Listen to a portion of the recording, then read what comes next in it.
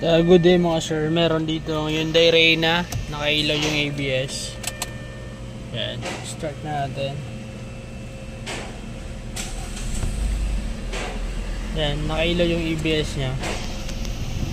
Tapos dapat kasi dito may indicator yan eh, yung ano na yung sa shift sa cambio nya. Halimbawa naka primera siya, naka segunda, tercera, meron yan dito eh, nawala din. Tapos sabi niya hirap din daw humatak, kumbaga nahihirapan yung accelerator. Kala mo kinakapos, yun ang sabi niya. So check natin. Yan yung ABS na nakailaw. Check natin yan, iscan natin dun sa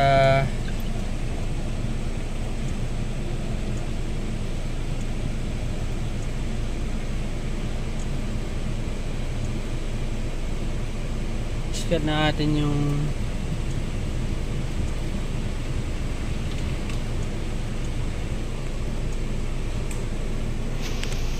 scanner. Dito tayo sa Asia, tapos hanapin natin yung Hyundai.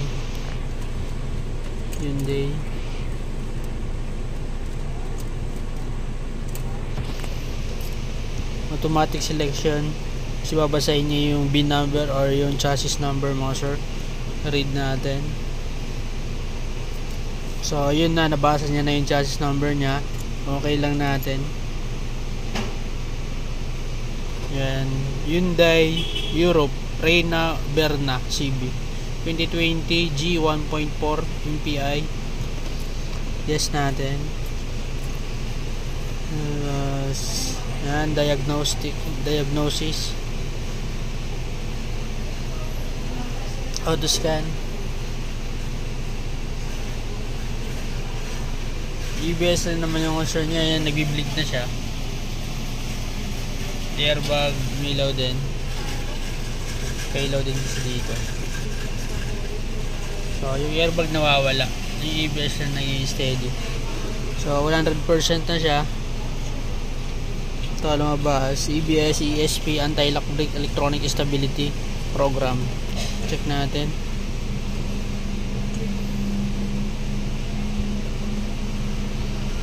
Trouble codes, naka-active nga.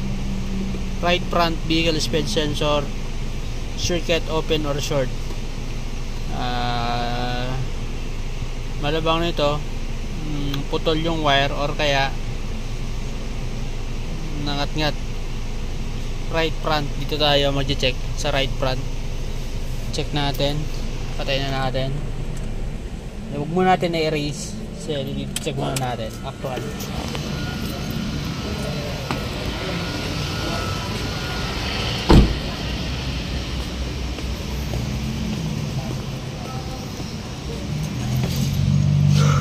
Ito may ingat-ingat nga.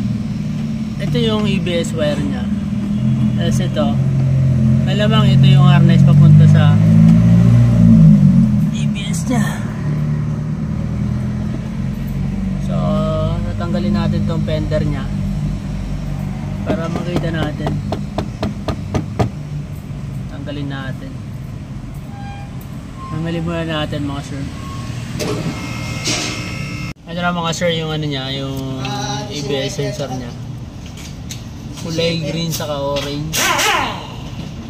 So ito ang putol, kulay green saka orange. Ituin muna natin yan. Kasi yan yung malamang problema.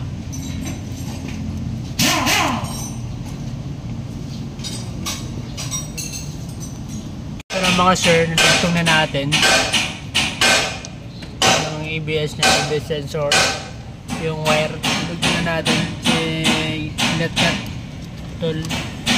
So binalutan natin ulit para hindi naka-expose yung wire. So scan natin yan. Tapos scan natin ulit. Sabay road test na rin. Balik ko muna ito mga sir. Ito mga tinanggal ko. Pati yung gulong, balik ko muna. Okay na. Adugtong ko na. Ito na mga sir, na reset na natin. Nawala na rin yung check, yung ano niya, EBS. So i-reset pa rin natin yan dito sa scanner. So erase code natin. Engine off, ignition on.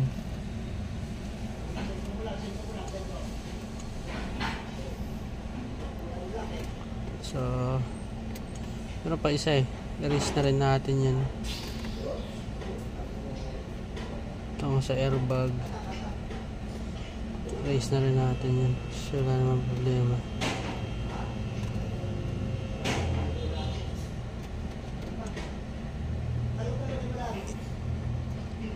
Then fast now fold, start natin.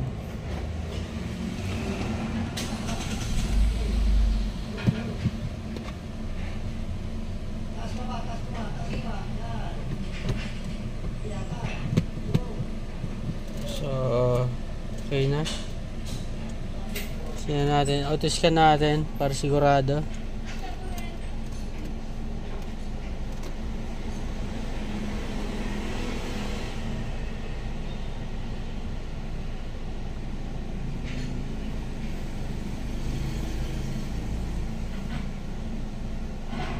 Ayan, goods na mga sir.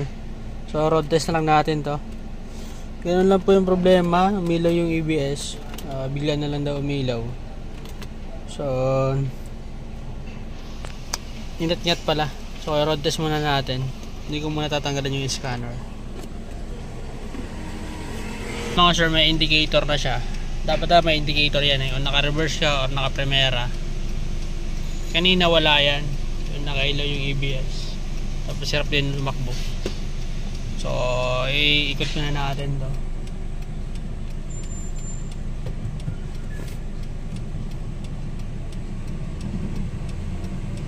Pag naka-neutral wala siya.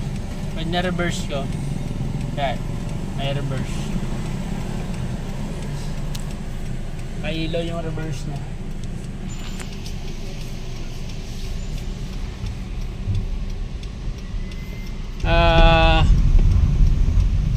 Maraming salamat po pala sa patuloy na subscribe na ng ating video. Sana ka po makatulong sa inyo at makakuha po kayo ng idea sa ginagawa po natin, lalo na sa mga car owner. So medyo mahal kasi yung ano nito, yung ABS sensor, pero bihira naman po masira yon. So malamang yan minsan inaangat talaga or lost connection. So yun lang naman po naging problema. Maraming salamat po sa patuloy na nanonood at subscribe ng ating video. God bless.